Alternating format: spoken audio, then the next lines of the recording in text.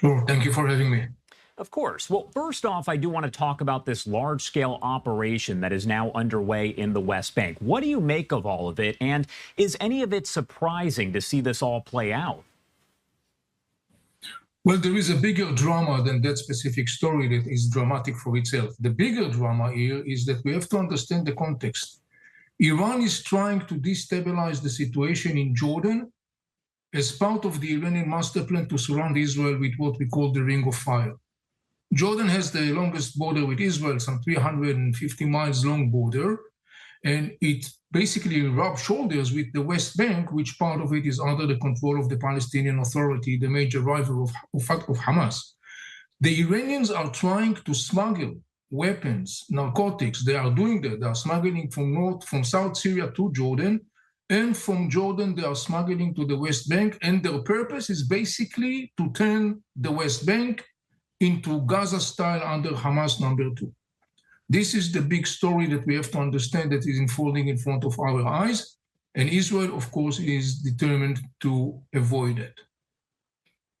Is it likely that the situation there in the West Bank does escalate even further from here? We keep calling it a large-scale operation, and you're explaining a little bit more about it, but is it likely that we see this continue over the next few days, weeks, months? The answer is yes. As long as the Iranians and Hamas will be able to continue and to try to stream the West Bank, to flood the West Bank with weapons coming from Jordan, among other places, obviously we should expect the continuation and even the escalation of the situation. Right now, in different parts of the West Bank that are under the control of the Palestinian Authority, there are actually locally based Palestinians militias. Some of them are affiliated with Hamas, some of them are affiliated with the Islamic Jihad, some of them are sort of like independent, quote unquote. The common denominator is that they are all basically vote to fight Israel violently, and of course they are all supported by the Iranians, Hamas, and Islamic Jihad. So we definitely should expect the continuation of instability and unrest in the West Bank as long as the Iranians and Hamas are able to continue and to try to destabilize the situation. And by the way, the Jordanians are well aware of that, and the Jordanians are making a lot of effort also to block the Iranian threat. And there are some other headlines that are coming out of the Middle East that I do want to talk about here, Avi. That's why I'm glad that we have you, because you do have that expertise in Israeli intelligence. I want to talk about the rescue of the hostage that took place yesterday. Obviously, good news as he is in good health there. My question for you, does that provide any sort of, I guess, idea that it's possible that maybe the IDF and other agencies there know where some of the other hostages could be? The moment you're operating on the ground, and particularly under such circumstances when we talk about Gaza Strip, what happened is that you got a lot of frictions with the locals, and that friction basically results in a lot of information. Some of that information is processed into operational intelligence, and we saw a couple of cases where hostages were released, either dead or alive. Yesterday's rescue was actually unique in the sense that the person was rescued alive from a tunnel where basically, according to the reports, he was left alone and abandoned by its guards. So definitely, I mean, the more Israel has this friction on the ground, the more information comes in, the more the ability or the odds to carry out such rescue missions. Yet we have to remember, Israel still have 108 hostages held in Gaza Strip. I don't think it's realistically to expect that they all will be released in a military operation. We do know that the transportation minister there over in Israel has kind of come under fire for revealing the exact location of that actual operation where the hostage was rescued from that tunnel. Why is it so important to keep that private even after the operation is over? There are many reasons involved. One issue is not to disclose sources of information. Or another issue is to gain the time and the momentum where your rivalry doesn't really know what you hold in your possession, what's the cards of intelligence you hold in your possession. And that gap gives you the advantage to move on and to gain momentum, use the momentum maybe to achieve another achievements.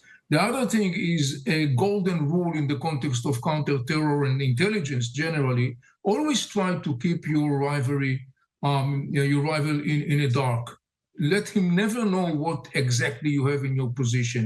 And basically, these are some of the major reasons, in the end of the day, why the Israeli intelligence and military agencies basically are doing a lot of efforts to conceal as much as possible pieces of information that should not be shared out publicly. It's not to say that things would not be shared. Some things should be and can be shared. Some things should not. And it's unfortunate that sometimes, for political calculations or whatever the reason, some people actually fail to understand it. Let's talk a little bit more about the ceasefire talks, the hostage release talks in general, as those have been going on now for months upon months. But we do know that we saw those actual talks last week. They were in Doha, then they moved over to Cairo, and now my understanding is that they're back in Doha. Do we know why they are switching cities, switching locations here so frequently? Is there a reason behind it? Well, this poll is kind of like moving from court to court. You got Egypt, you got Qatar, you got all kind of like intermediators, sort of speaking, involved in that story. I don't know to say necessarily if changing the location per se indicates some specific or special meaning, but I do think that roughly speaking, when you look at this game playing going back and forth between Egypt and Qatar, you could see that these are two major players that in the end of the day have a very significant role in the context of what's going on in Gaza Strip. And in that regard, I would mention something else that kind of like went under the radar for the last couple of weeks, but it's interesting for itself. Turkey, Erdogan, that always used to play the Palestinian card, and particularly the Gaza card, in order to harvest political dividends, relatively speaking, was on the sideline. And then a couple of weeks ago, it kind of like sent a signal when the Palestinian president, Mahmoud Abbas, about 2 weeks ago, to the best of my recollection, was speaking at the Turkish parliament and actually making a statement saying that he is planning to come with all the Palestinian leadership to Gaza Strip. The fact that he was doing that statement in Turkey is very interesting because it's definitely some sort of a Turkish signal to Hamas. I don't think that Hamas was clearly happy, let's put it this way, with this Turkish gesture, but in the end of the day, that's part of Turkish play. So when you look at the different arenas, sort of speaking, Egypt, Qatar, Turkey, and maybe others beyond the scene, you will not be surprised to see from time to time how the ball, sort of speaking, is moving from one place to another.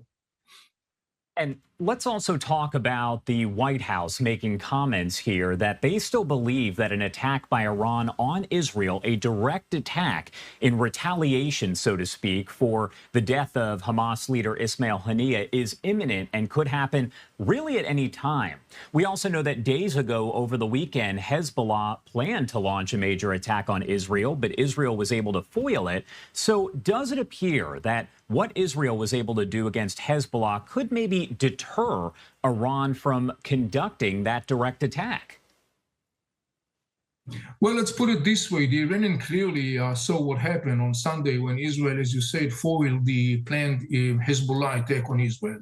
The accuracy of the intelligence and the professional execution of this Israeli interception, this preemptive strike, basically did not skip the eyes of the Iranians. Look, in a couple of minutes, reportedly some 100 Israeli jets basically diminished capacities that Hezbollah was building for years, roughly speaking, in parts of South Lebanon, in large parts of South Lebanon.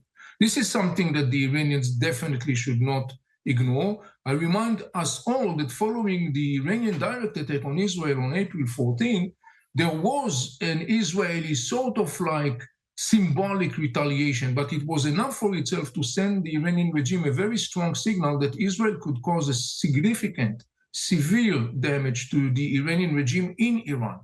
Now, we all know that the Iranian regime, time and again, vows to revenge the killing of Ismail Haniyeh, the leader of Hamas that was assassinated in Tehran, an action or operation attributed to Israel. So we definitely should take this into consideration as well. The issue is that in the end of the day, when I'm trying to look from an Iranian perspective, I don't necessarily think that there is, from their perspective, a need to rush and directly hit Israel, taking into consideration first the Israeli capacities and the fact that the American forces are deployed across the Middle East in an unprecedented military capacity.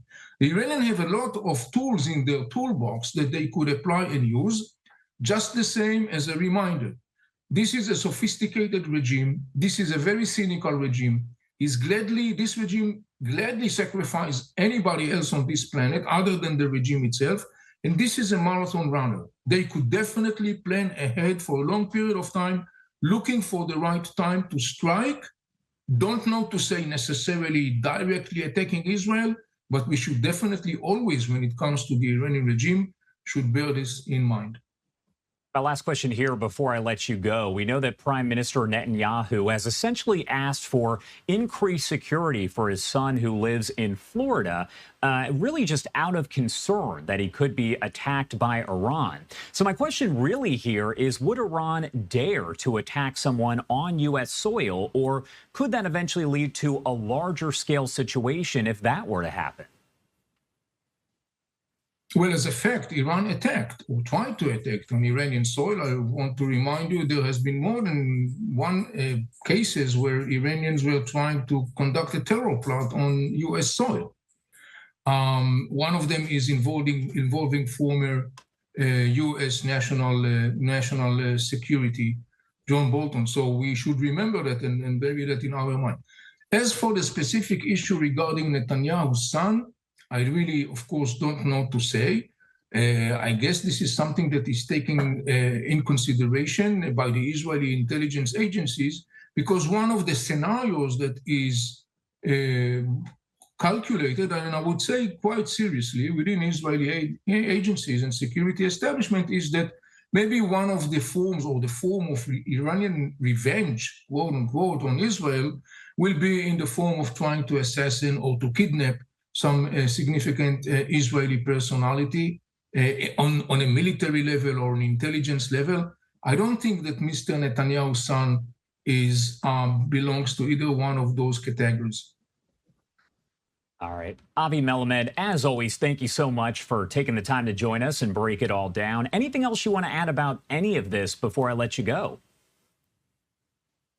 Well, one thing that I would like to add in the context of the possible Israeli-Hamas negotiations, possible deal, we should know that there is a linkage between that story and the story of the Iranian/Hezbollah retaliation. One of the things that was very clear from the beginning was that though they wanted to revenge, as they say, they also face a very significant dilemma. We talked about in previous sessions and conversations and articles that I wrote. And indeed, the dilemma is still valid. Now, in a way, ironically speaking, I would say that Hamas is holding today the Iranians and Hezbollah hostages. It is ironic because Iran is the major sponsor of Hamas, and Hezbollah is Hamas' mentor. It's Hamas' older brother, sort of speaking. They are all part of this axis of resistance. Ironically speaking, Hamas is holding them, sort of speaking, hostages when it is kind of like still put the negotiations on a freeze or refuses to move forward to some sort of an agreement. Why is it holding them hostages? Because Hezbollah's leaders, Nasrallah, and at some point later on the Iranian themselves, basically says once there is going to be a ceasefire in Gaza Strip, Hezbollah will stop the attacks on Israel. This is an Iranian interest in the end of the day to try to have a ceasefire in Gaza to save Hamas rule in Gaza, because Hamas is very significant and valuable for the Iranians. So here you got a very interesting, convoluted situation, once again reflecting the very complex, convoluted ins and outs geopolitics of the Middle East. All right. Thank you so much again, Avi, for taking the time to join us here and break it all down. We appreciate it. Of course. Thank you for having me, Josh. Take care.